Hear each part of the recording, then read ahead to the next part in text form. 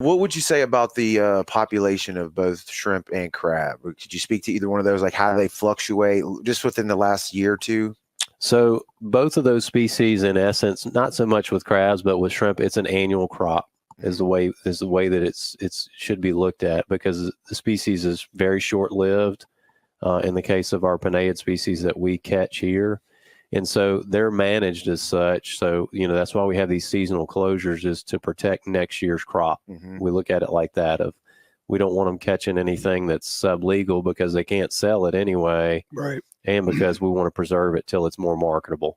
And so our landings data shows that we're right on par with the 5-year average as far as shrimp landings.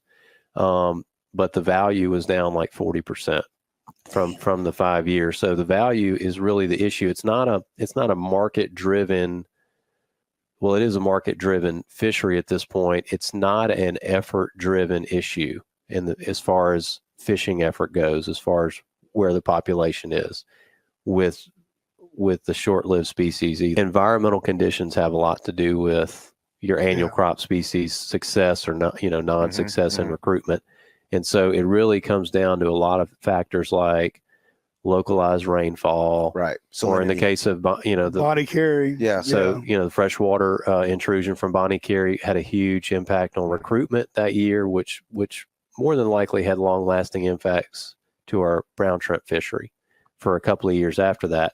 But we do see cyclical changes in abundance in crabs and shrimp, usually a 3-year cycle or so. And those usually you can tie to climate conditions. So localized rainfall, whether you had a wet or a dry year the prior spring, for instance, with crabs, a wet spring generally results in a better harvest the next year because they have better protection in the spring when they're juveniles from predators, because everything eats small crabs, everything else in the water.